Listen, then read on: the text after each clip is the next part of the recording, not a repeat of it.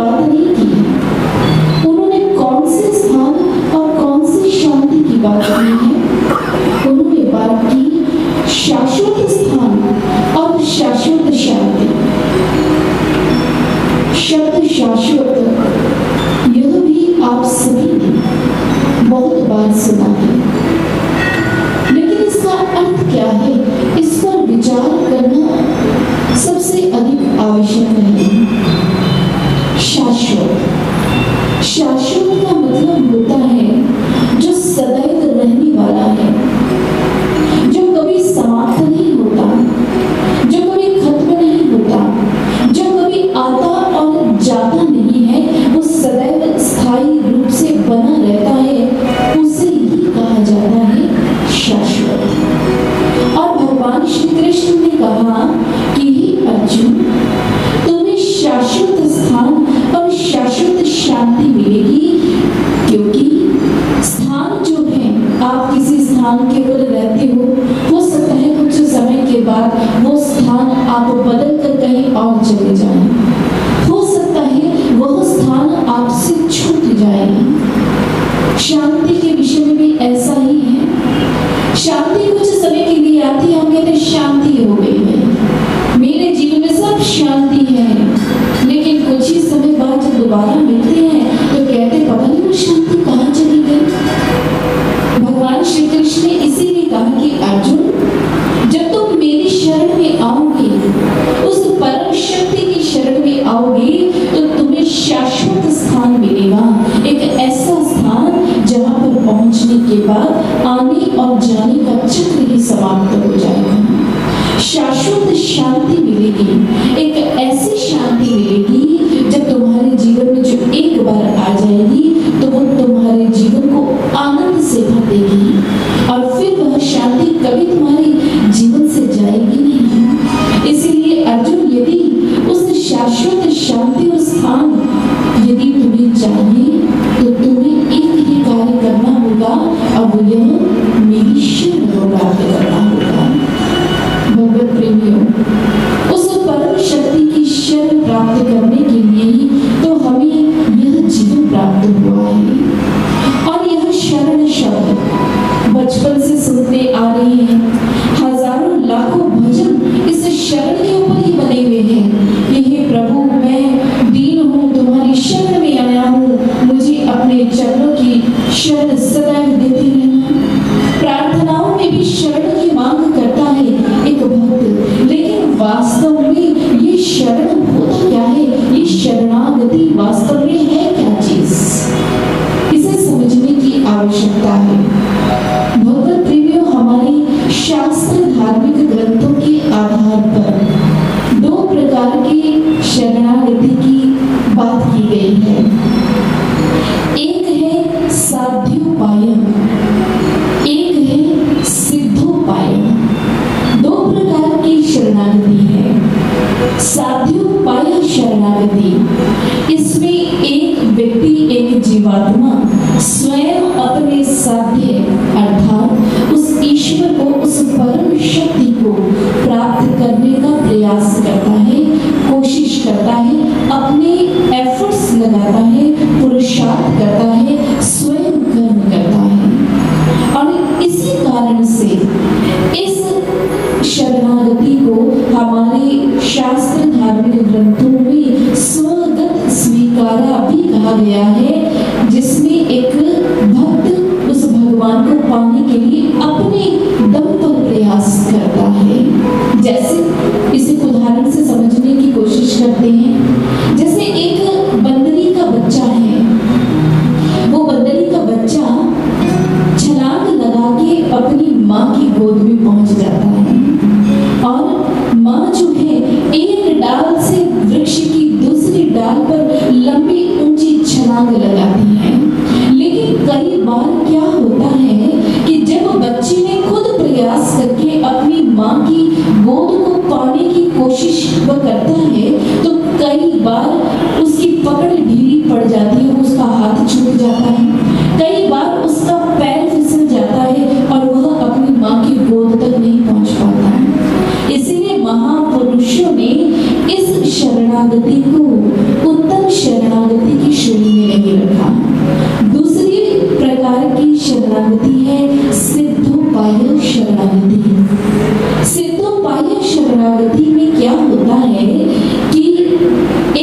जीवात्मा एक भक्त कोई प्रयास नहीं करता उस ईश्वर को पाने के लिए कोई विशेष, बल्कि वह ईश्वर स्वयं उस जीवात्मा को अपने आप में मिलाने के लिए आगे बढ़ जाता है, क्योंकि उस भक्त ने उस ईश्वर के चरणों में अपना आत्मसमर्पण एक बिल्ली के बच्चे की तरह कर दिया होता है। बिल्ली का बच्चा, उसे जब अब किसी सुरक्षित स्थान पर जाना होता है तो उसे चिंता करने की जरूरत नहीं है। सुरक्षित स्थान पर जाने के लिए उसे ये चिंता करने की जरूरत नहीं है कि वो कैसे जाएगा, किस प्रकार जाएगा।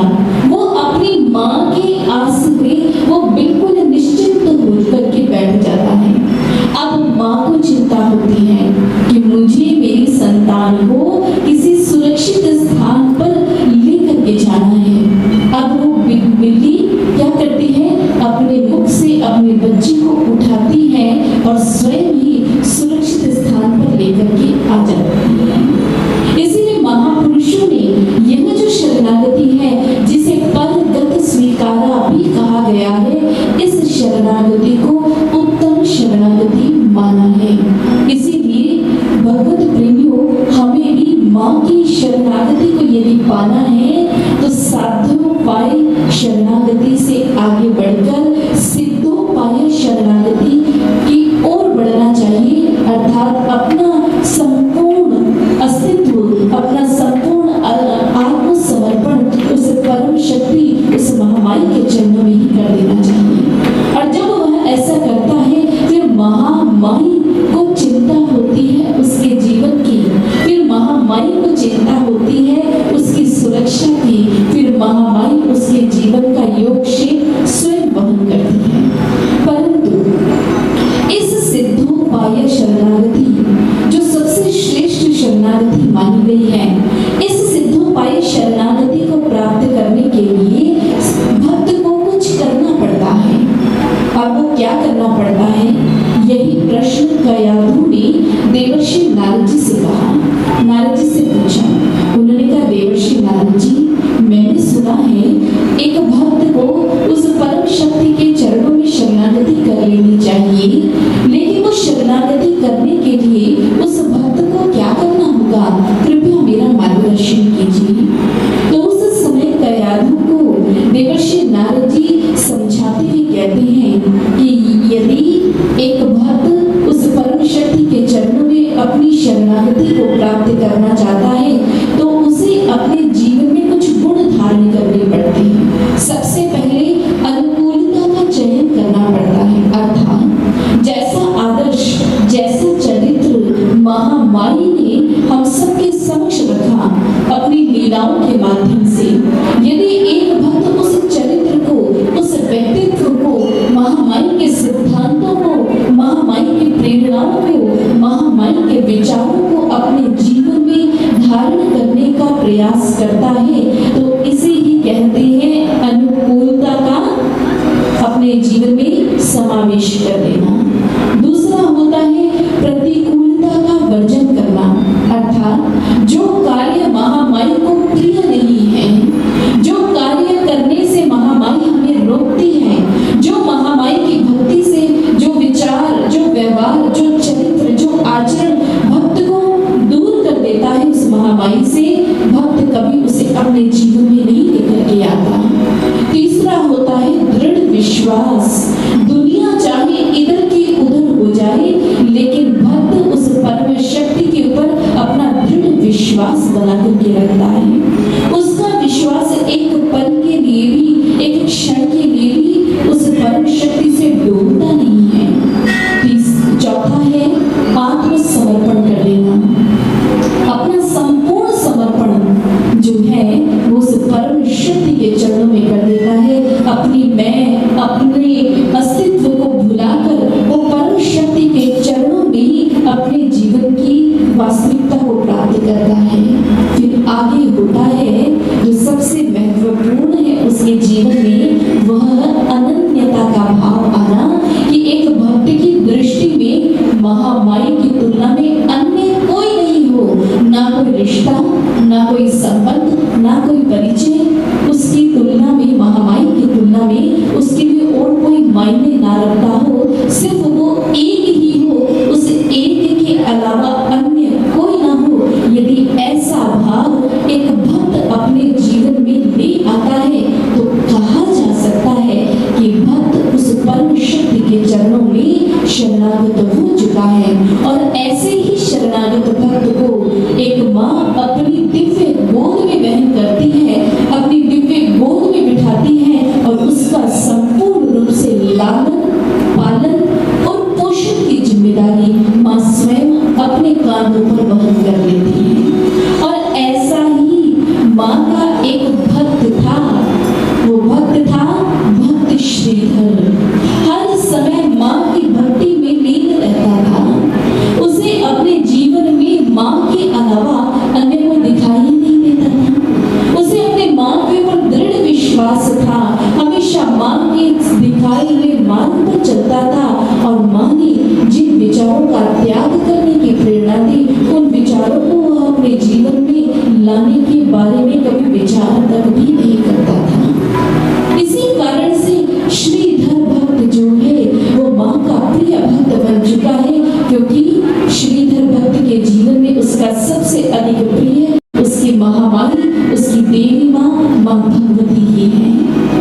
हमेशा श्रीधर भक्त महामाई की भक्ति में लीन रहते थे। एक दिन श्रीधर से किसी ने पूछा, श्रीधर आप सब हमेशा महामाई की भक्ति में लीन रहते हैं, जरा इस महामाई का परिचय तो बताइए। ये वास्तव में महामाई है कौन, इनका वास्तविक परिचय क्या है?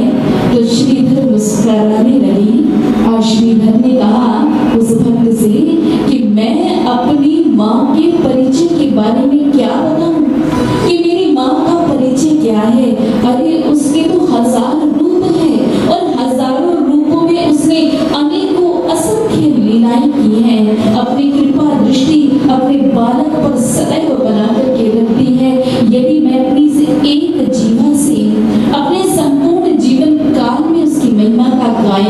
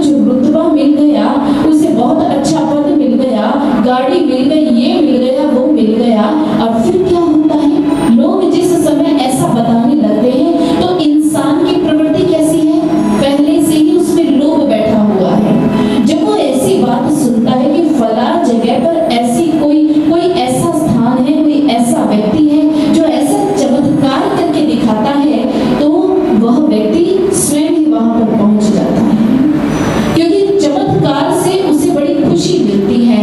आज हर एक व्यक्ति कर्म करने में विश्वास नहीं रखता, फल पाने के लिए पहले कोशिश करता है।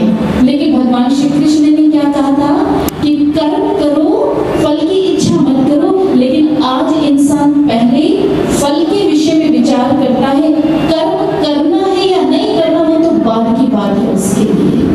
और भैरवनाथ ने क्या किया, ऐसा ही किया, लोगों को अपने आप से जोड़ने के लिए कुछ चमत्कार करके दिखाने शुरू कर दिए।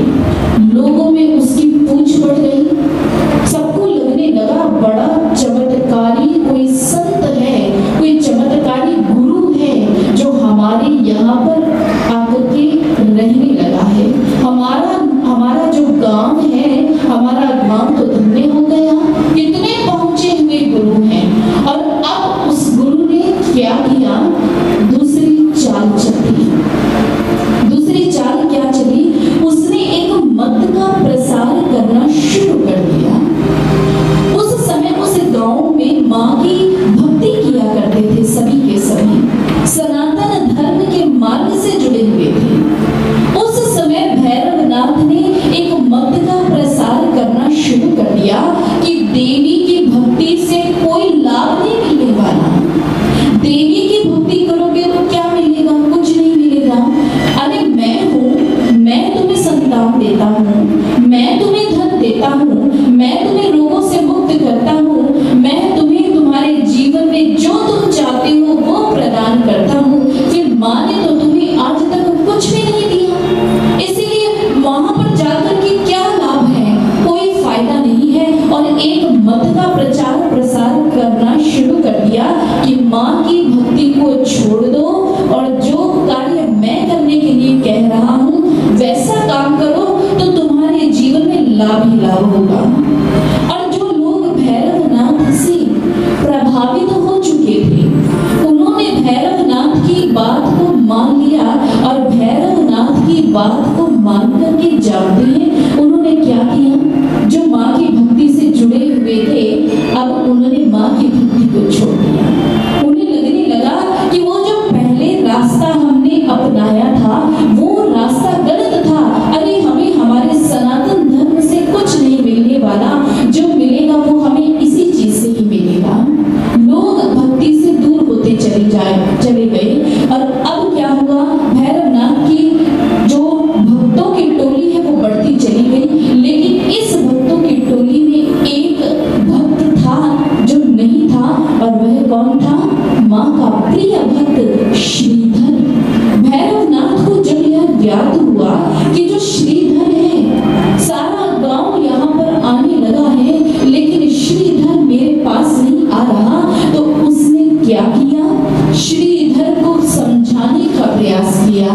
कभी अपने किसी चेले को भेजता, फिर कभी किसी चेले को भेजता, लेकिन श्रीधर तो अपनी माँ की भक्ति से इतनी दृढ़ता से जुड़ा हुआ था कि भैरवनाथ के लाख प्रयास करने के बाद भी श्रीधर ने माँ की भक्ति को नहीं छोड़ा। अब यह जो था, भैरवनाथ इसे सहन नहीं कर पाया और इसीलिए श्रीधर को नीचा दिखाने के लिए एक दिन भैरवनाथ ने श्रीधर को उसकी भक्ति से तोड़ने के लिए क्या किया, वह जानता था कि श्रीधर के घर में अन्न नहीं है, बहुत गरीब है वह, उसके पास में अपने गुजारे लायक ही भोजन बड़ी मुश्किल से होता है। और उसने अपने चेलों की टोली को उसके घर भोजन करने के लिए भेज दिया। जब इतने सारे चेलों, भैरवनाथ के चेलों को उस समय श्रीधर और उनकी पत्नी ने देखा तो मन में विचार आया कि हमारी भारतीय संस्कृति कहती है अतिथि देवो भव, अतिथि तो भगवान की तरह होते हैं और ये हमसे भोजन की मांग कर रहे हैं। यदि हमने इन्हें भोजन नहीं दिया तो हमारे अतिथि का अपमान हो जाएगा, और यदि अतिथि का अपमान हो गया तो हमारे जीवन का क्या लाभ है। उस समय पत्नी चिंतित हो रही है, लेकिन श्रीधर ने कहा तुम चिंता मत करो, मुझे मेरी माँ पर विश्वास है। यदि मेरी माँ ने मुझे इस कठिन परीक्षा में डाला है तो इस कठिन परीक्षा से उबारेगी भी मेरी माँ ही उबारेगी, मेरी माँ ही उबारेगी। श्रीधर का विश्वास, भैरवनाथ बार बार प्रयास कर रहा है उन्हें उनकी भक्ति से तोड़ने का। और आज यदि ये परिस्थिति पर हम थोड़ा सा चिंतन करें तो ये परिस्थिति तो आज हमारे समाज में हमें देखने को मिल ही रही है। इस समाज में बहुत प्रकार के मत आ चुके हैं।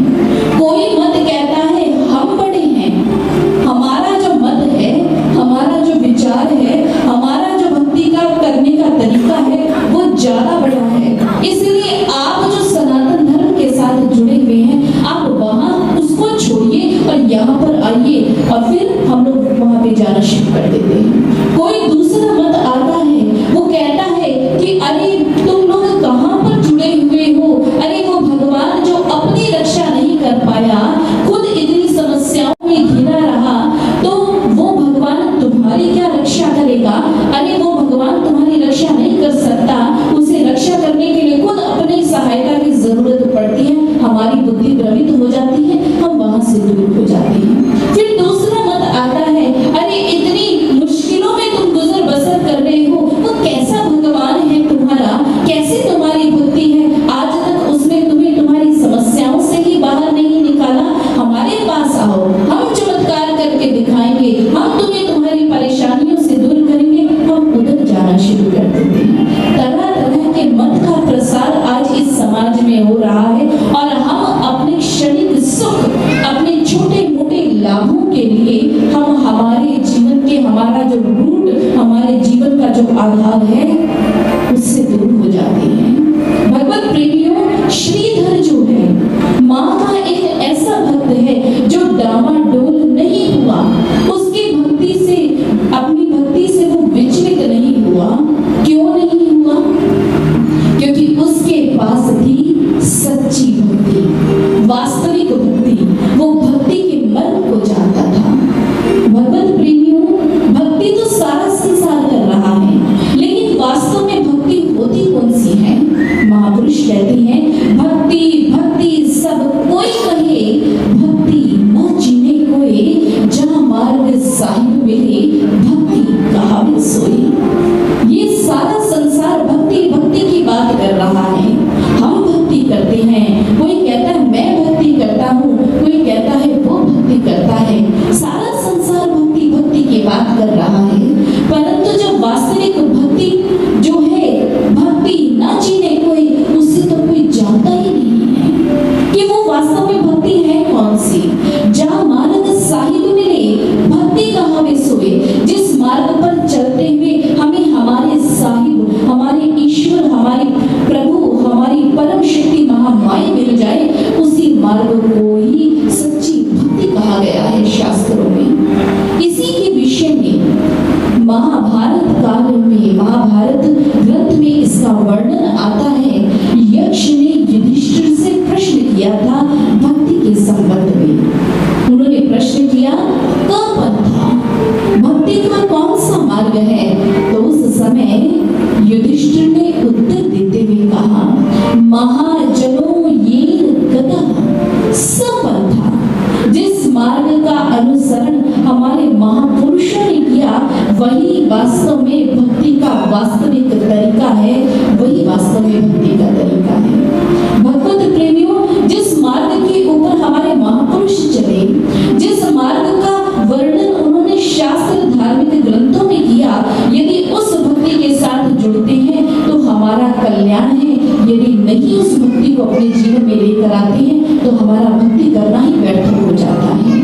आप देखिए, जिस समय एक कप्तान अपने जहाज को सागर पार करवाना चाहता है तो उस समय सही दिशा कौन सी है उसे जानने के लिए वो एक यंत्र, एक ऑपरेटर्स जिसे कंपास कहा जाता है, वो अपने साथ में रखता है और उसी की सहायता से उसे सही दिशा का ज्ञान हो पाता है। लेकिन यदि यहीं पर ये कप्तान ये कहे कि मैं कोई नया मार्ग जो है उसे अपने आप ढूंढ लूंगा, मुझे किसी कंपास की जरूरत नहीं है और मैं ऐसे ही मंजिल पर पहुंच जाऊंगा, यदि ऐसा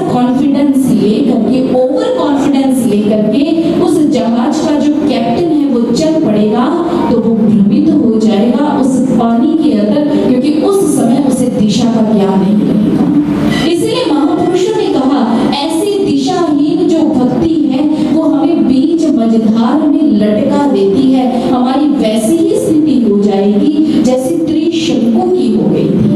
त्रिशंकु एक राजा था और उसने एक जिद पकड़ ली थी कि मैं सशरीर स्वर्ग में जाऊं। गुरु वशिष्ठ जी के पास गया और गुरु वशिष्ठ जी से कहा कि मुझे सशरीर स्वर्ग में ले जाओ।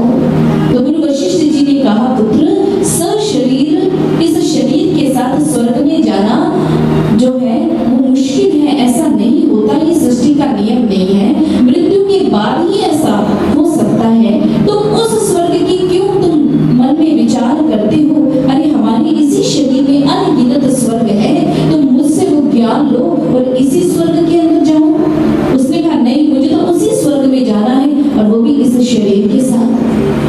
वशिष्ठ जी ने मना कर दिया। उन्होंने कहा, ये मार्ग नहीं है, ये रास्ता नहीं है। लेकिन त्रिशंकु नहीं माना, विश्वामित्र जी के पास पहुंच गए। विश्वामित्र जी से कहा कि मुझे वो भक्ति का मार्ग, वो मुझे जो है सशरीर स्वर्ग में जाना है, मुझे वो मार्ग बताओ, वो रास्ता बताओ। विश्वामित्र जी ने कहा, वो कौन सी बड़ी बात है, मैं तुम्हें अभी स्वर्ग पहुंचा दूंगा इस शरीर के साथ। विश्वामित्र जी ने अपनी सिद्धियों का प्रयोग किया और सिद्धियों का प्रयोग करके उसे सशरीर जो है स्वर्ग में पहुंचा दिया। लेकिन जब स्वर्ग के द्वार पर पहुंचा तो द्वारपालों ने धक्का दे दिया कि तुम स्वर्ग में इस शरीर के साथ नहीं जा सकते। अब त्रिशंकु नीचे गिर रहा है, विश्वामित्र जी से कह रहा है, मुझे बचाओ। तो विश्वामित्र जी को लगा कि ये तो मेरी शक्तियों का अपमान है। विश्वामित्र जी ने कहा, यदि तुम आगे स्वर्ग में नहीं जा पा रहे हो तो मैं तुम्हें धरती पर भी नहीं आने दूंगा। और अपनी शक्ति के आधार पर उन्होंने त्रिशंकु को बीच में ही लटका दिया। और कथा कहती है कि वो त्रिशंकु बेचारा बीच में ही लटका रह गया, ना वो स्वर्ग जा पाया और ना ही वो इस धरती पर ही लौट करके आ पाया।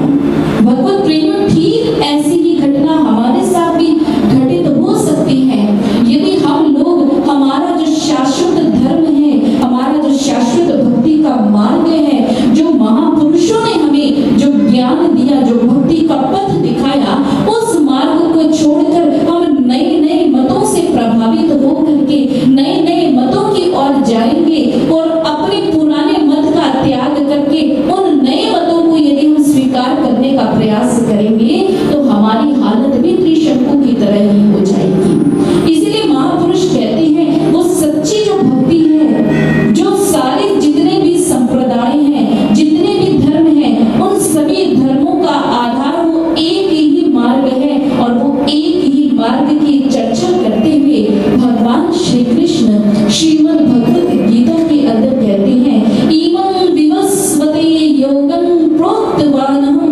अव्ययं विवस्वान मनवे प्राह मनोरक्ष्वा कवे ब्रवीत। भगवान श्री कृष्ण ने अर्जुन से कहा, अर्जुन, आज मैं तुझे वही ज्ञान दूंगा जो सृष्टि के प्रारंभ में मैंने सूर्य को दिया। सूर्य ने अपने पुत्र मनु को और मनु ने अपने पुत्र इक्ष्वाकु को दिया। आप ध्यान से देखिए, भगवान श्री कृष्ण ने कोई नया मार्ग अर्जुन को नहीं दिया। उन्होंने ये नहीं कहा सतयुग में यह मार्ग था, त्रेता में यह मार्ग था और द्वापर में तेरे लिए मैं यह नया मार्ग आज प्रकट कर रहा हूँ। उन्होंने नए मार्ग की बात नहीं की, उन्होंने वही मार्ग की, वही रास्ते की बात की जो प्राचीन है, पुरातन है, सनातन है, जो हमेशा रहती है। और वो हमारा सनातन धर्म ही है, वो सनातन हमारी भक्ति ही है, जिसका वर्णन हमारे समस्त शास्त्र धार्मिक ग्रंथों में किया गया है। और इधर जिस समय भैरवनाथ ने अपने चेलों को श्रीधर की भक्ति को तोड़ने के लिए उसके घर में भोजन करने के लिए भेजा, तो उस समय श्रीधर तो अपनी माँ के चिंतन में था। इसी कारण से माँ ने स्वयं ही उन सभी के लिए भोजन की व्यवस्था करवा दी और श्रीधर की लाज को बचा लिया। जब यह बात भैरवनाथ को पता लगी तो वो बहुत अधिक क्रोधित हो गया, लेकिन वह क्या कर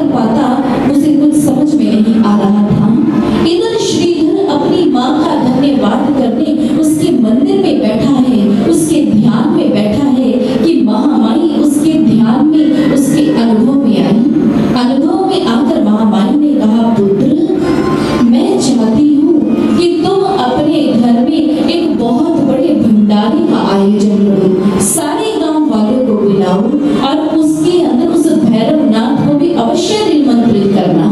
तो उस समय श्रीधर ने कहा, माँ तुम तो मेरे घर की स्थिति को जानती हो, मैं स्वयं अपने बलबूते पर भंडारा आयोजित नहीं कर पाऊंगा। माँ अब आपकी आज्ञा है, मैं सबको न्योता तो देकर आऊंगा, लेकिन आपकी आज्ञा का पालन तो मैं करूंगा, लेकिन संभालना आपने ही है माँ। तो माँ ने उस समय ध्यान में उनके अनुभव में ही श्रीधर से कहा, श्रीधर तुम चिंता मत करो, तुम निमंत्रण देकर आओ, सबको निमंत्रण देकर आओ, कोई भी ना छूटे। निश्चित समय पर मैं तुम्हारे घर में एक कंजक का रूप धारण करके आऊंगी और तुम्हारे भंडारे को भली भांति संपन्न करवाऊंगी। जिस समय श्रीधर को ध्यान की अवस्था में ऐसा अनुभव हुआ तो श्रीधर ने सारे गांव में क्या किया, भंडारे का न्योता दे दिया कि मेरे घर में भंडारा है, आप सभी जरूर आए। और न्योता देने का विशेष आग्रह माँ ने भैरवनाथ के लिए भी किया था। इसीलिए भैरवनाथ को भी निमंत्रण देने के लिए जिस समय श्रीधर गया और श्रीधर ने भैरवनाथ से भी कहा कि भैरवनाथ जी आप हमारे घर में भंडारे पर अवश्य पधारे। तो भैरवनाथ मन में हैरान हो गया कि इसके घर में तो खुद के खाने के लिए नहीं है, ये सबको भोजन कैसे करवा पाएगा। फिर श्रीधर से जानबूझ करके कहा, श्रीधर यदि तुम मुझे निमंत्रित कर रहे हो तो मैं अकेला नहीं आऊंगा, मेरे हजारों शिष्य हैं वो भी साथ में ही आएंगे। श्रीधर ने कहा, मेरी माँ ने आपको विशेष रूप से निमंत्रण भेजा है, आपके जितने भी शिष्य हैं उन सभी को लेकर आप जरूर उपस्थित हो। इधर जिस समय भैरवनाथ ने यह सुना कि उस महामाई ने ही श्रीधर को ऐसा कहा है, तो अब भैरवनाथ मन में योजना बनाने लगा कि अब तो मैं श्रीधर को उसकी भक्ति से तोड़ कर ही रहूंगा, उसे उसकी भक्ति से विमुख करके ही रहूंगा। निश्चित समय पर श्रीधर के घर भंडारे का आयोजन हुआ। माँ आज अपनी कृपा प्रसाद को लुटाने के लिए उसके घर में आ चुकी हैं। सारे भोजन की व्यवस्था अपने आप ही हो चुकी है और स्थान जिसकी कमी थी उसके घर में न जाने कैसे उसके घर में स्थान अपने आप ही बढ़ता जा रहा है। जो भी आ रहा है उसके लिए उचित स्थान की अपने आप ही व्यवस्था होती जा रही है। श्रीधर और उसकी पत्नियां दृश्य देख करके आनंदित हो रही हैं।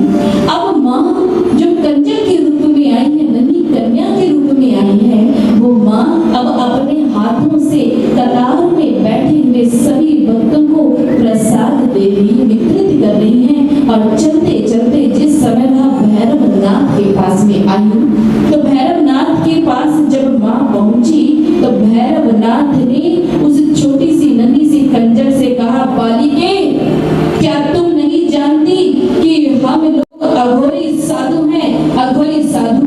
हम इस प्रकार का भोजन नहीं करते जिस प्रकार का भोजन तुम हमें यहाँ पर परोसने के लिए आई हो। अरे हम तो मांस और मदिरा का भोजन करते हैं, हमें तो वही भोजन चाहिए।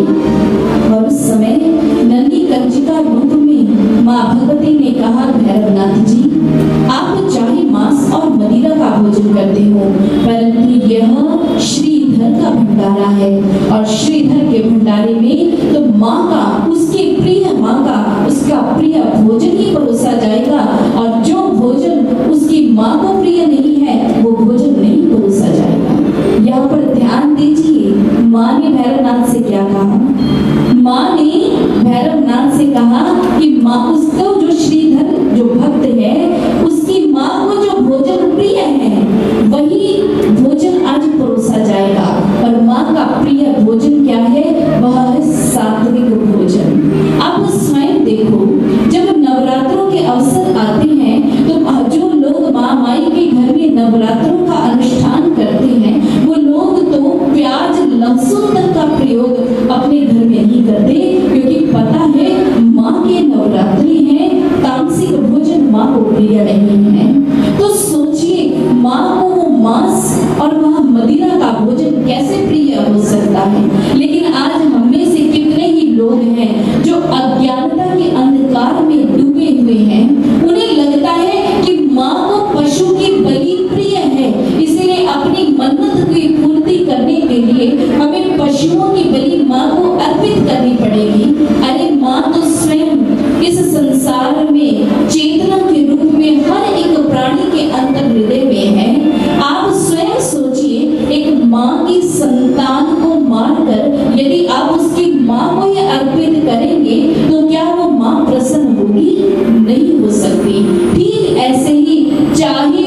एक जानवर ही क्यों नहीं है, वह भी यदि आप उसको लिए बलि चढ़ाकर उसकी हत्या करके आप माँ को अर्पित करना चाहेंगे तो माँ कैसे प्रसन्न होगी? वो माँ प्रसन्न नहीं हो सकती। इसीलिए माँ ने आज कहा कि आज तुम्हें भैरवनाथ यहाँ पर वैष्णव आहार ही प्राप्त होगा, सात्विक भोजन ही प्राप्त होगा, तुम सात्विक भोजन ही करो। लेकिन जिस समय माँ ने ऐसा कहा तो भैरवनाथ क्रोध में आ गया। भैरवनाथ ने कहा, दुष्ट बालिके, मुझे शिक्षा देती है, मुझे जो भोजन चाहिए यदि वो भोजन मुझे परोसती हो तो ठीक है, अन्यथा परिणाम भुगतने के लिए तैयार हो जाओ। और ऐसा कहकर भैरवनाथ ने जैसे ही माँ पर प्रहार करने के लिए आगे बढ़ा तो माँ उसी समय अपनी रक्षा करने के लिए वहां से चल पड़ी त्रिकूट पर्वत की ओर। भगवत प्रेमियों, आज माँ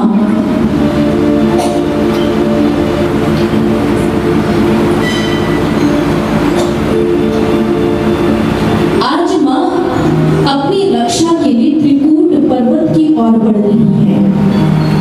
निचली धरातल से एक ऊंचे मार्ग की ओर बढ़ रही है।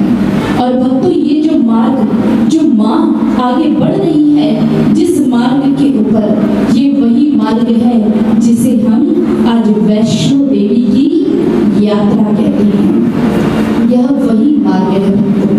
और भक्तों, इस मार्ग पर चलते हुए माँ ने अलग अलग पड़ावों के माध्यम से हमें बहुत सारी शिक्षाएं प्रदान की हैं। इसलिए हम सभी को उन शिक्षाओं को प्राप्त करना है तो हम सभी को वैष्णो देवी की यात्रा पर चलना ही होगा।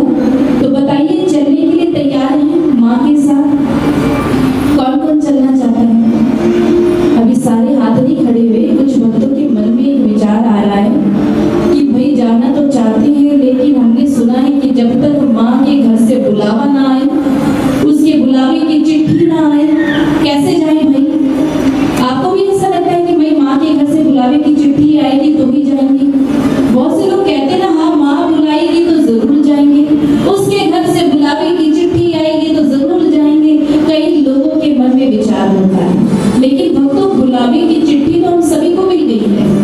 आप कहेंगे, होंगे विचार करेंगे, बहन जी हमें तो ऐसी कोई चिट्ठी नहीं मिली, हमें तो ऐसा कोई बुलावा ही नहीं मिला। तो भक्तों, ऐसा नहीं है। जब हम लोग इस संसार में आए, हमने इस मनुष्य शरीर के साथ में जन्म को प्राप्त किया है, तो ये शरीर जो आज मानव का शरीर आज जो हमें मिला है, ये शरीर अपने आप में ही उस भगवती के दरबार में जाने का एक निमंत्रण ही तो है, उसका बुलावा ही तो है। और भगवत प्रेमी, ये शरीर तो हमें मिला ही इसलिए है कि हम उसे प्राप्त कर सके, उसके दरबार में पहुंच सके। यजुर्वेद में इसी बात को एक बड़े ही सुंदर, बहुत ही सुंदर प्रेरणा के साथ में, प्रश्नोत्तरी के साथ में रखा गया है। यजुर्वेद में एक जिज्ञासु एक तत्वज्ञानी ऋषि से प्रश्न कर रहा है। वो पूछता है प्रश्न, कस्त्वा युनक्ति, इस आत्मा को इस शरीर के साथ किसने जोड़ा? इस आत्मा को ये मनुष्य शरीर किसने प्रदान किया? आगे से ऋषि उत्तर देते हैं। ऋषि उत्तर देते हुए कहते हैं, सत्वा युनक्ति, उस परम शक्ति ने ही इस आत्मा को ये मनुष्य का शरीर प्रदान किया है। फिर आगे वो जिज्ञासु दूसरा प्रश्न करता है, कस्मेत्वा युनक्ति, उस ईश्वर ने, उस परम शक्ति ने इस आत्मा को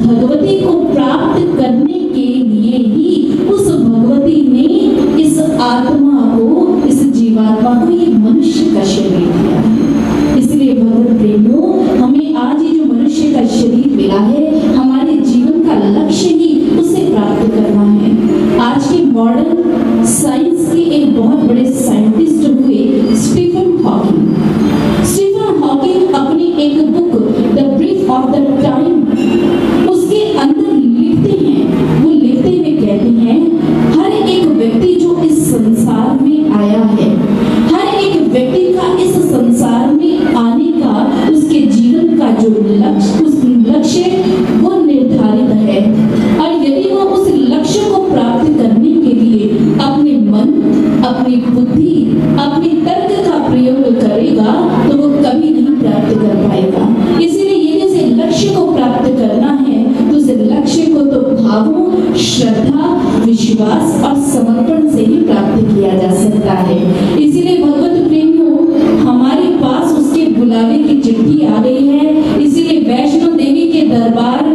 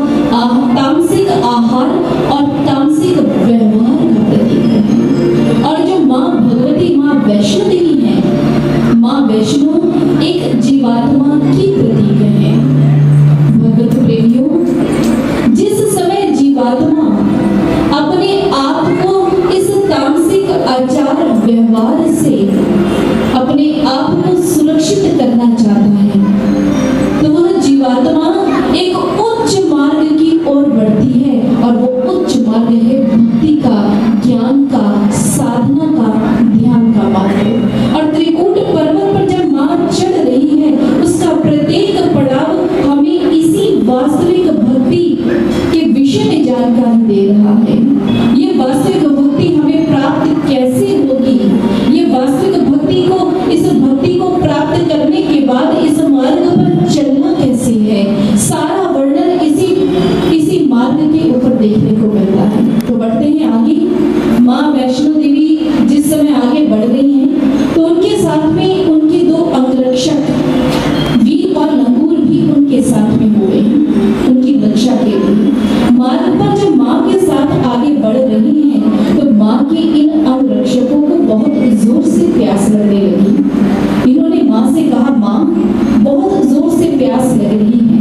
तो उसी समय माँ ने क्या किया, माँ ने एक बाण का संधान किया भूमि पर, और वहां से एक गंगा प्रकट हो गई, और उस गंगा का नाम रखा गया क्या, बाण गंगा। यह पहला पड़ाव है, बाण गंगा, जिसके विषय में ये कहा गया, बाण गंगा पानी ठंडा, जो नहावे वो हो जावे चंगा। भक्तों ने बात कही कि बाण गंगा एक ऐसी गंगा है जो इसमें स्नान कर लेता है, वह चंगा अर्थात स्वस्थ हो जाता है, अपने मानसिक विकारों से मुक्त हो जाता है।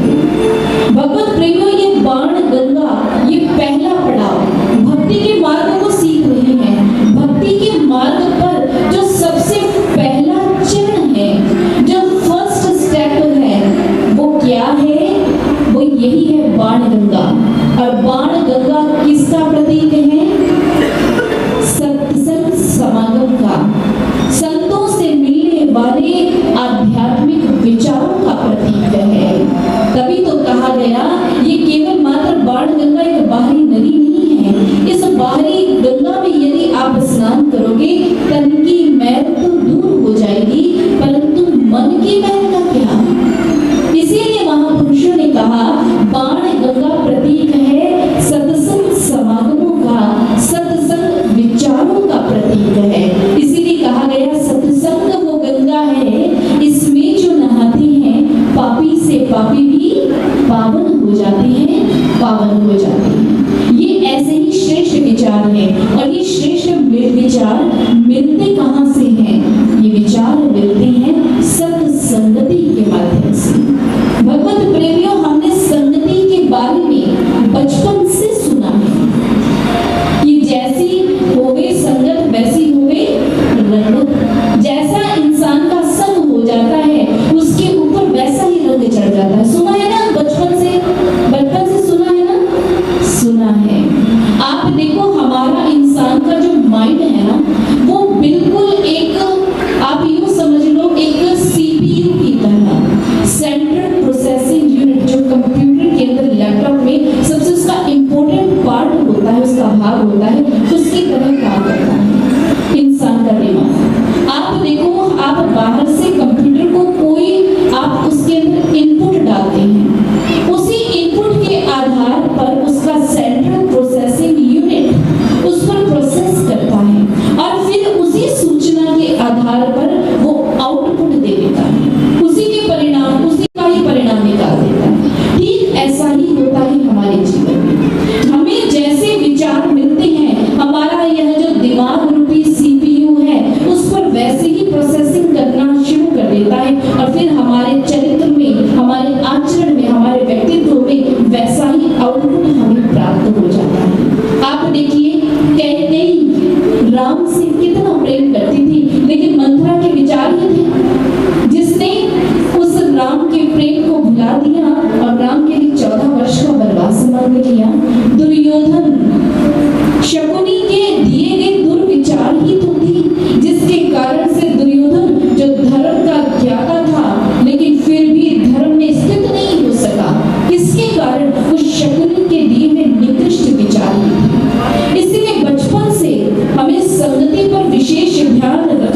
प्रेरणाएं हमें हमारे बड़े बुजुर्गों से मिलती रही है कि अच्छी संगत करो। हमारे घर से हमारा बच्चा जब स्कूल में पढ़ने के लिए जाता है ना, पहली बार हम उसे क्या कहते हैं? अच्छी संगति में बैठना, अच्छे बच्चे के पास बैठना, पढ़ने वाले बच्चे के पास बैठना, किसी नालायक के पास मत बैठना। क्यों? हम जानते हैं बच्चा उस नालायक बच्चे के पास बैठेगा, शैतान बच्चे के पास बैठेगा तो बच्चा वैसा ही हो जाएगा। और जाकर हम टीचर से भी कहते हैं हमारे बच्चे को अच्छी जगह पर बिठाना, अच्छे बच्चे के साथ बिठाना। क्यों? संगति के परिणाम को हम अच्छे से जानते हैं। बचपन में एक छोटी सी कहानी हमने बहुत बार सुनी हमारे बचपन के अंदर कि एक बार क्या हुआ, एक सेब की टोकरी थी, उस सेब की टोकरी में एक गला सेब रख दिया तो थोड़े दिन कुछ समय के बाद क्या परिणाम सामने आया? सारे सेब कहानी याद है कि नहीं? हाँ जी याद है, सारे सेब सड़ गए। ऐसा ही होता है, एक गलत संगत हमारे जीवन में हमारे सारे सद्गुणों को खत्म कर देती है। इसीलिए महापुरुषों ने कहा संगत की ओर ध्यान दें। संगत अच्छी भी हो सकती है, बुरी भी हो सकती है, उसकी पॉसिबिलिटी, उसकी संभावना बिल्कुल बराबर होती है। लेकिन इससे भी बढ़कर एक होती है सत्संगति, जो सबसे श्रेष्ठ हुआ करती है।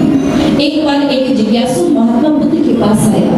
महात्मा बुद्ध से उसने प्रश्न किया, बुद्ध हमें कैसी संगति करनी चाहिए, हमें कैसे व्यक्तियों के साथ में रहना चाहिए, बताइए। तो उस समय महात्मा बुद्ध ने उस जिज्ञासु को उत्तर देते हुए कहा, एक व्यक्ति को हमेशा सज्जन पुरुषों का ही संग करना चाहिए।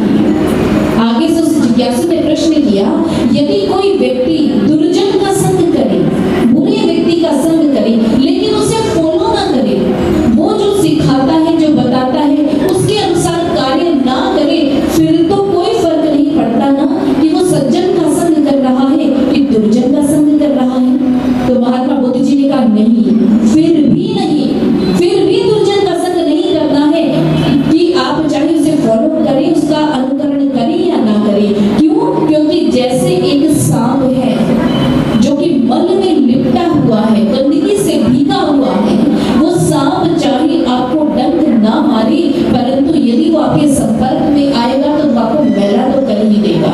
ठीक ऐसा ही दुर्जन का भी संग है, चाहे उसके विचार आपके जीवन में आए या ना आए, लेकिन वो आपको मैला तो कर ही देगा। लोग कहेंगे कि ये पापी का संग करता है, इसलिए दुर्जन का कभी संग नहीं करना। याद रखना, जो व्यक्ति समान का, जो व्यक्ति निकृष्ट लोगों का संग करता है, उसके विचार भी निकृष्ट हो जाते हैं। जो व्यक्ति समान व्यक्तित्व वाले लोगों का संग करता है, उसके व्यक्तित्व में उसे कोई उत्थान नहीं होता। लेकिन एक ऐसा संग होता है, श्रेष्ठ संग, जिसका संग करने से एक व्यक्ति उत्थान के मार्ग पर आगे बढ़ जाता है, और ये श्रेष्ठ संग है सत्संगति, संतों का संग। तभी तो कबीरदास जी ने बहुत ही सुंदर कहा, अपने जीवन में संतों का संग करो, संतन के संग लाग रे तेरी अच्छी बनेगी। कागा से तुम्हें हंस करेंगे, मिट जाएंगे दाग रे, संतन के संग लाग रे तेरी अच्छी बनेगी। संतों का यदि संग करोगे, सत्संगति में आप जाओगे, उनसे विचारों को श्रवण कर अपने जीवन में लेकर के आओगे, तो आपके जीवन में आप उत्थान के मार्ग पर आगे बढ़ जाओगे। लेकिन खाली सत्संगति से कुछ नहीं होगा। आप देखिए, यहाँ 3 दिनों से आप यहाँ पर कथा प्रसंग को श्रवण कर रहे हैं, ये सत्संगति ही तो है। 2 दिनों से आप यहाँ पर विचार श्रवण कर रहे थे, और आज तीसरा दिन है, आज भी सुन रहे हैं ईश्वर से संबंधित, उसकी भक्ति से संबंधित विचारों को हम लोग सुन रहे हैं। लेकिन इन विचारों को केवल मात्र सुनने से हम अपने जीवन में संपूर्ण लाभ प्राप्त नहीं कर सकते कि हमने सुन लिया और हमें फायदा हो गया। नहीं, माँ वैष्णो देवी जो पहला पड़ाव यहाँ पर आया बाण गंगा का, माँ वैष्णो देवी यहाँ पर रुकी नहीं, वो आगे बढ़ी। उन्होंने कहा विचार सुनने के बाद तुम्हें कुछ और भी करना होगा, यहाँ पर रुकना मत। विचार सुन लिया काफी हो गया, नहीं, आगे बढ़ना पड़ेगा। और दूसरा पड़ाव क्या है? माँ चलते चलते एक स्थान पर विश्राम करती हैं। वहां पर उनके चरण चिन्ह अंकित हो गए और इसी स्थल को कहा गया, यह दूसरा पड़ाव है। कौन सा? चरण पादुका स्थल। इस स्थल के माध्यम से मां ने हमें प्रेरणा दी कि पहले पड़ाव से आपने सीखा कि आपको सत्संगति करनी है, संतों का संग करना है, संतों से अच्छे श्रेष्ठ आध्यात्मिक विचारों को श्रवण करना है। लेकिन उसके बाद में आगे बढ़ करके आपने रुकना नहीं, आगे बढ़ना है और संतों की शरण को प्राप्त कर लेना है। वहां पर रुक कर विचार करना है, एक गुरु की शरण में जाना पड़ेगा। चरण पादुका स्थल हमें संतों की शरण प्राप्त करने के लिए, उसकी छत्र छाया प्राप्त करने की दिव्य प्रेरणा दे रहा है। बहुत से लोग कहते हैं, बहन जी भक्ति ही तो करनी है, उस भक्ति के लिए गुरु की क्या आवश्यकता है, बिना गुरु के भी तो भक्ति की जाती है। लेकिन ऐसा नहीं होता। महापुरुषों ने कहा, गुरु बिन माला वेदता, गुरु बिन करता दान, कहे कबीर निफल गया गावही वेद पुराण। कि आप गुरु के बिना जितना मर्जी दान कर लें, जितना मर्जी सुमिरन कर लें, जितना मर्जी आप उसे ईश्वरीय शक्ति को रिझाने का, बनाने का प्रयास कर लें, जब तक जीवन में गुरु नहीं है तब तक जीवन में कोई लाभ नहीं हो पाएगा। गुरु तो जीवन में चाहिए ही चाहिए, ये गुरु की आवश्यकता है हमारे जीवन में। आप देखिए, कल कथा प्रसंग के पश्चात हमारे गुरु बहन साध्वी जी यहाँ पर आई। उन्होंने आपको एक घटना सुनाई थी, संत तोतापुरी जी और रामकृष्ण परमहंस जी के विषय में। संत तोतापुरी जी ने रामकृष्ण परमहंस जी से कहा कि मैं तुम्हारे द्वार पर आया हूँ, मुझे गुरु धारण करो। तो रामकृष्ण परमहंस ने क्या कहा था? उन्होंने कहा था, मुझे गुरु की आवश्यकता नहीं है, क्योंकि मैं काली माँ का भक्त हूँ और मैं जब भी बुलाता हूँ मेरी माँ मेरे सामने प्रकट हो जाती है, इसीलिए मुझे गुरु की कोई आवश्यकता नहीं है।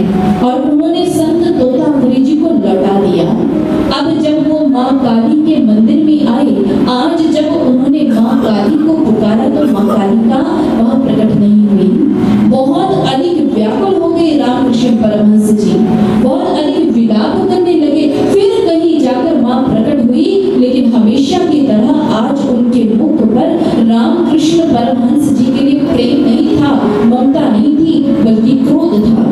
रामकृष्ण परमहंस जी ने माँ के क्रोध का कारण पूछा तो माँ ने कहा, रामकृष्ण, आज मैंने तेरे द्वार पर एक पूर्ण ब्रह्म ज्ञानी गुरु को भेजा और तुमने उनकी शरण को ही प्राप्त नहीं किया, इसीलिए मैं तुमसे क्रोधित हूँ। तो रामकृष्ण परमहंस जी ने कहा, माँ मुझे गुरु की क्या आवश्यकता, मैं तुझे जब भी बुलाता हूँ तू आ जाती है, फिर मुझे गुरु की तो कोई जरूरत ही महसूस नहीं हुई। माँ ने कहा, नहीं रामकृष्ण, ये तो तेरे प्रेम के कारण जब तू बुलाता है तो मैं तेरे पास में आ जाती हूँ, लेकिन तेरा मुझसे मिलने का ये मार्ग नहीं है। यदि मुझसे मिलना है, मेरे वास्तविक रूप को जानना है, मेरी कृपा को पाना है, तो एक ब्रह्मनिष्ठ संत सतगुरु की शरण में तो तुम्हें जाना ही पड़ेगा। और इस समय के संत तोतापुरी जी हैं। तो रामकृष्ण परमहंस जी ने कहा, माँ फिर तेरी भक्ति का फल क्या हुआ? जब मुझे गुरु की ही शरण में जाना था तो इतने वर्षों की मैंने जो भक्ति थी उसका क्या लाभ हुआ? माँ ने कहा, तेरी उसी भक्ति का ही परिणाम है कि तुझे गुरु को ढूंढने के लिए दर बदर की ठोकर नहीं खानी पड़ी, बल्कि आज गुरु स्वयं चलकर तेरे दरबार में, तेरे द्वार पर पहुंचा है। इसीलिए गुरु की शरण को प्राप्त करो, यही मेरी इच्छा है। गुरु की शरण में जाए बिना कोई व्यक्ति यदि ये सोचे मेरे जीवन का उद्धार हो जाएगा, मेरे जीवन का कल्याण हो जाएगा, तो उसकी सबसे बड़ी भूल है। अगर वह अपने जीवन का कल्याण करना चाहता है, उद्धार करना चाहता है, भव सागर से पार होना चाहता है, तो उसे गुरु चाहिए ही चाहिए। तभी तो रामचरितमानस में कहा गया, गुरु बिना भव निधि तरई न कोई, जो बिरंजी शंकर सब होई। कि गुरु के बिना भव सागर से कोई पार नहीं हो सकता है, चाहे वह ब्रह्मा विष्णु और महेश जैसा भी क्यों ना बन जाए अपने बलबूते पर, लेकिन गुरु नहीं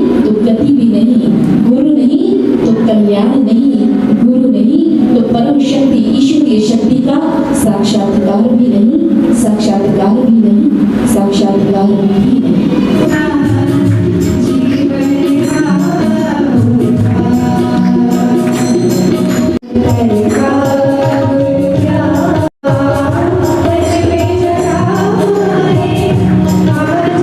मानो ब्रह्मचारिणम कृणुते गर्वमन्तः कि जिस समय एक जीवात्मा गुरु की शरण में जाती है तो वो गुरु क्या करते हैं, उसे अपनी आध्यात्मिक गर्भ में स्थान देते हैं और आध्यात्मिक गर्भ में स्थान देने के पश्चात उसे ब्रह्म ज्ञान देते हैं, उसका पोषण करते हैं और फिर उसका जन्म होता है आध्यात्मिक जगत के अंदर।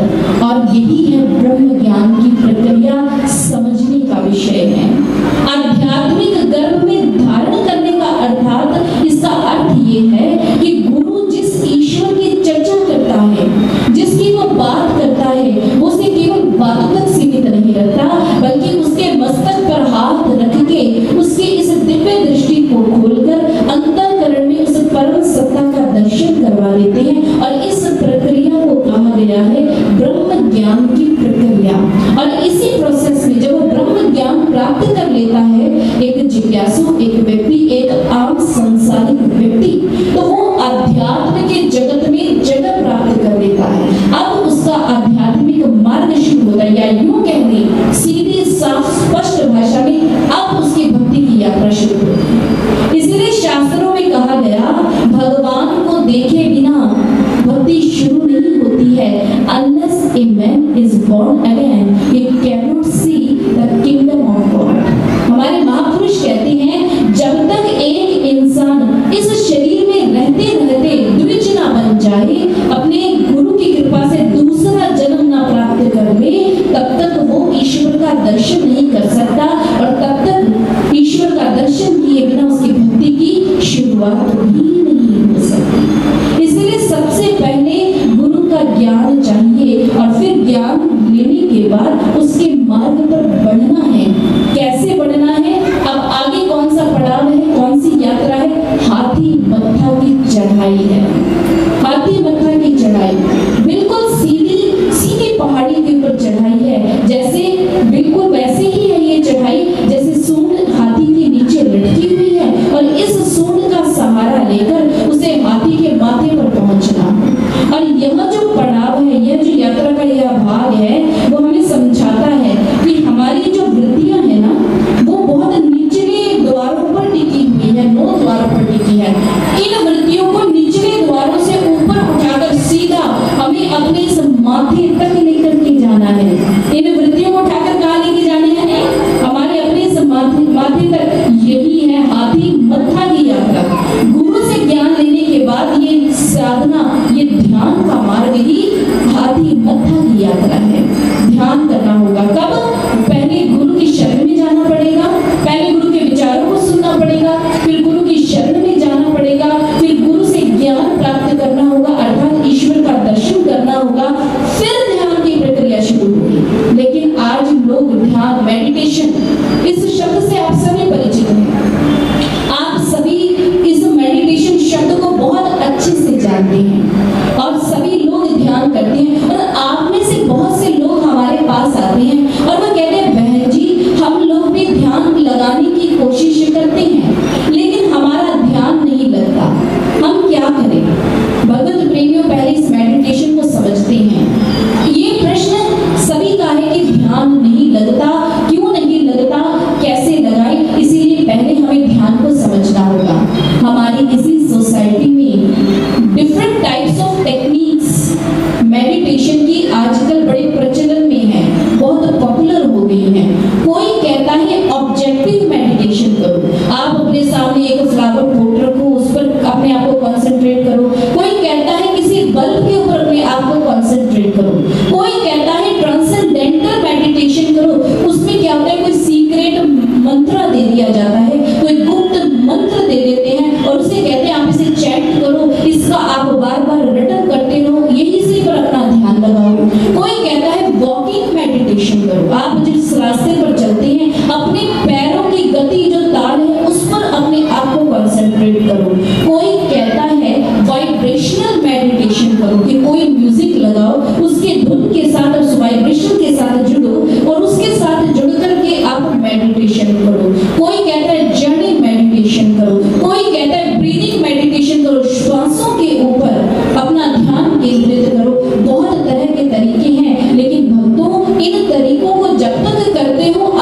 शांति मिलती है, अच्छा लगता है, लेकिन जैसे ही तरीकों को छोड़ते हो हमारी स्थिति पहले के समान ही हो जाती है। इसीलिए महापुरुषों ने कहा अपने आप को किसी बाहरी रूप से एफेमरल वर्ल्ड अर्थात इस बाहरी अनित्य जगत से जुड़ी किसी वस्तु पर यदि आप ध्यान केंद्रित करने का प्रयास करोगे तो वो ध्यान आधा अधूरा ही रहेगा। इसीलिए हमारे महापुरुषों ने कहा meditation is not the cessation of outer experiences ड्यूइंग of the faculties into nothingness, rather it's a reorientation of them towards a very supramental divine element imbued within us। महापुरुष कहते हैं अपनी इंद्रियों को रोकना ध्यान नहीं है, अपने आप को किसी शून्य में टिका देना भी ध्यान नहीं है, और वास्तव में ध्यान क्या है कि वो सुप्रामेंटल डिवाइन एलिमेंट अर्थात वो जो परम शक्ति हमारे घट के भीतर बैठी हुई है उस परम शक्ति पर अपने ध्यान को केंद्रित कर लेना ही वास्तव में ध्यान की शुरुआत है। इसीलिए सबसे पहले अपने जीवन में ईश्वर का दर्शन करना होगा, भगवान को देखना होगा। भगवान को देखे बिना ना भक्ति की शुरुआत हो सकती है ना ध्यान लग सकता है। इसीलिए सच में हमारे शास्त्र धार्मिक ग्रंथों के अनुसार यदि ध्यान को लेकर आना चाहते हैं तो वही मार्ग है जो स्वामी विवेकानंद जी ने कहा I mean by meditation the mind stand up on soul, कि मैं जब भी आपके सामने ध्यान की बात करता हूँ तो मेरे कहने का अर्थ ये होता है कि आप अपने अंतर जगत में निवास करने वाली उस परम शक्ति को पहले देखो और देखकर उस पर अपने आप को केंद्रित करो। ये अनित्य जगत की वस्तुएं पदार्थ जो है ये अनित्य है, मिट जाएंगे। जो स्वयं मिटने वाले हैं वो आपको स्थायी सुख शांति ध्यान आराम आनंद कैसे दे सकते हैं? नहीं दे सकते। ये वास्तविक सुख शांति हमें वही दे सकते हैं जो वास्तव में शाश्वत है, सनातन है, पुरातन है, जो सृष्टि से पहले भी थे, सृष्टि के मध्य भी है और इस सृष्टि के समाप्त हो जाने के बाद भी रहेंगे, और वह केवल मात्र ईश्वर है। और उसका दर्शन करवा कोई सकता है तो वो केवल मात्र एक गुरु ही करवा सकता है। और जिस समय एक जिज्ञासु अपने जीवन में अपने अंतःकरण में ईश्वर का दर्शन करता है तो उसके कैसे भाव होते हैं? कबीर दास जी कहते हैं कि जब मैंने अपने जगत में अपने गुरु की कृपा से ईश्वर को देखा तो मुझे बड़ी हैरानी हुई, मुझे बड़ा अचंभा हुआ, क्योंकि मेरे गुरु ने मुझे नाभ कमल से पकड़ा, 10वां द्वार लगाया, मुझे इस मूलाधार चक्र से उठा करके इस 10वें चक्र और 10वें चक्र को भी 10वें द्वार को भी पार करके सहस्त्रदल चक्र तक पहुंचने की यात्रा का मार्ग मेरे सामने रख दिया। और वो इसकी महिमा का गायन करते हुए क्या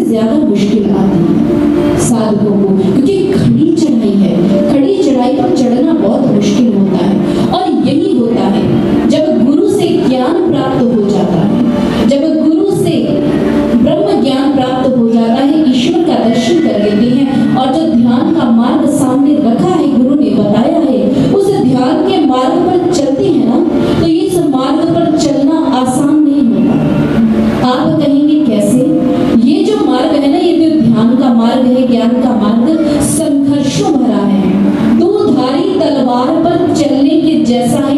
इतना कठिन ये मार्ग है। इतना कठिन क्यों है? क्योंकि हमारी जो मनोवृत्तियां हैं, हमारी जो इंद्रियां हैं, हमारा जो मन है, वो हमें नीचाई की ओर लेके जाने का प्रयास करता है। हमें सांसारिक भोगों में, सांसारिक विलास में, सांसारिक वासनाओं में लोभ, लालच, द्वेष, ईर्ष्या, वैर भाव, राग, इन सभी के साथ जोड़ करके रखता है। और इस चक्रव्यूह को तोड़ना हमें, हमारे लिए सबसे मुश्किल है। हमारी हालत अभिमन्यु की तरह है।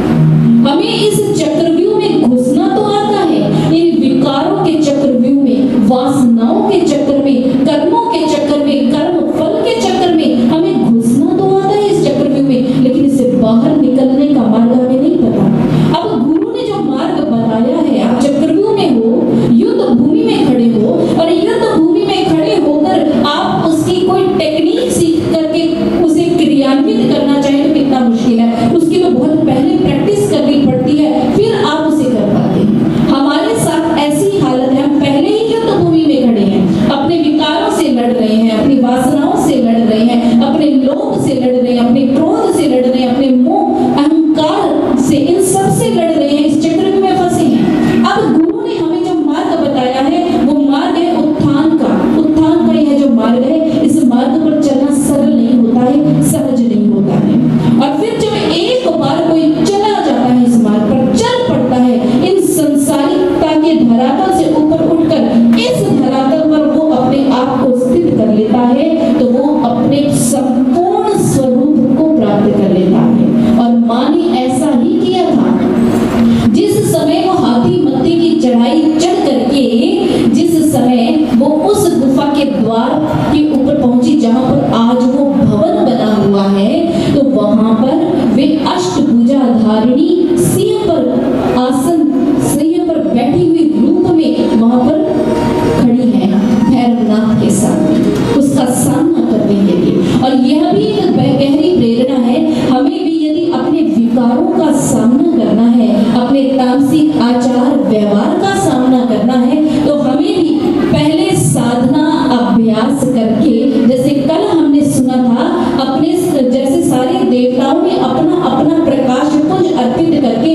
संगठित हो गए थे, ठीक ऐसे ही इस भैरवनाथ का वध करने के लिए, तामसिक आचार व्यवहार का वध करने के लिए, इस अज्ञानता का वध करने के लिए, हमारे घट के भीतर जितनी नेगेटिव फोर्सेस हैं, नकारात्मकता है, उसे खत्म करने के लिए हमारे घट में जो सद्गुण है, सकारात्मक ऊर्जा है, उन सबको पहले संगठित करना होगा। और ये संगठित कब होंगी? जब हम ध्यान करते हैं, साधना के अभ्यास की गहराई में अंदर उतर जाते हैं, और जब 9 द्वारों से ऊपर उठकर इस 10वें द्वार पर अपने प्राण और अपनी चेतना को केंद्रित कर लेते हैं, तो हमारे सारे सद्गुण इकट्ठे हो जाते हैं, एकत्रित हो जाते हैं। और वो सारे सद्गुण एकत्रित होकर के उस, जैसे माँ भगवती उस प्रकाश पुंज में से प्रकट हुई थी, अवतरित हुई थी, तो वो उस समय वह जीवात्मा इस स्थान पर पहुंचकर अपने उसी वैभवशाली स्वरूप में पहुंच जाती है। और जिस समय उस स्वरूप में पहुंच जाती है, फिर उस समय वह किसी भी विकार का नाश कर सकती है। जैसे माँ ने भैरवनाथ का वध किया, अपने त्रिशूल का प्रहार किया, अपने खड्ग का प्रहार किया, और भैरवनाथ के शीश को उसके धड़ से अलग कर दिया था माँ ने। और जिस समय माँ ने, वैष्णो देवी ने भैरवनाथ के शीश को उसके धड़ से अलग किया, अब प्राण निकलने वाले हैं, प्राण निकले नहीं हैं, तो भैरवनाथ ने माँ के चरणों में क्षमा याचना की। उसने कहा, माँ, सारा जीवन मैंने गलत ही कार्य किए हैं, हमेशा मैंने लोगों को गलत मार्ग ही दिखाया है, हमेशा मैंने लोगों को आपकी भक्ति से दूर ही किया है। माँ, यूं तो मेरे अपराध क्षमा करने योग्य नहीं है, परंतु आप तो माँ हैं, ममता की देवी है, वात्सल्य से परिपूर्ण है। माँ, आप तो करुणामयी हैं, दया निधान है। माँ, मेरे ऊपर भी करुणा कर दो, मुझे क्षमा कर दो। अगर आपने मुझे क्षमा नहीं किया तो युगों युगों तक लोग मुझे दुत्कारेंगे, मेरा तिरस्कार करेंगे, लोग मुझे अपमानित करेंगे। माँ, मुझे क्षमा कर दो। और जिस समय अंतिम समय में भैरवनाथ माँ के चरणों में क्षमा याचना करता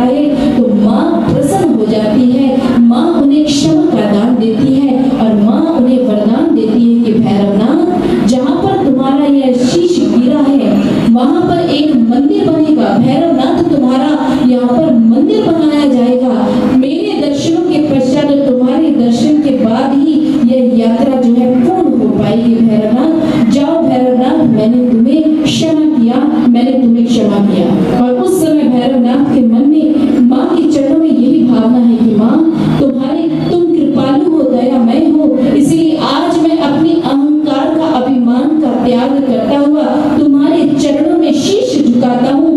तुम ऊंची पहाड़ों पर रहने वाली उस उच्च अवस्था को प्राप्त किए हुई माँ हो तुम, इसीलिए माँ मैं आज तुम्हारी शरणागति को स्वीकार करता हूँ। अभिमान का त्याग करके अपने आप को आपके चरणों में अर्पित करता हूँ। और उस समय भैरवनाथ के मन में कैसे भाव है, आइए इसे श्रवण करते हैं।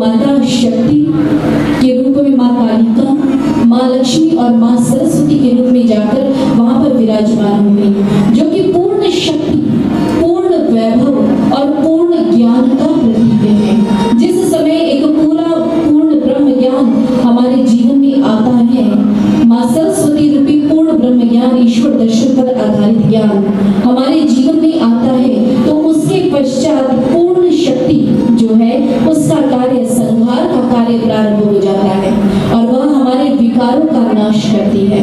और पूर्ण वैभव रूप में माँ जो लक्ष्मी है, वो हमारे अंतर्घट में सद्गुणों रूपी धन हमें प्रदान करती है। एक भक्त के जीवन में सबसे बड़ा धन ये बाहरी धन नहीं होता, वो सद्गुण रूपी धन होता है। और पूर्ण ज्ञान, पूर्ण भक्ति, पूर्ण वैभव, पूर्ण शक्ति के साथ में जो एक जीव है, वो अपनी उस अलौकिक यात्रा पर आगे बढ़ के उस परम पद को प्राप्त कर लेता है गुरु की कृपा से। इसीलिए भगवत प्रेमियों, गुरु हमारे जीवन में इसकी आवश्यकता है, लेकिन गुरु बहुत है इस संसार में। गुरु वास्तव में कौन सा गुरु?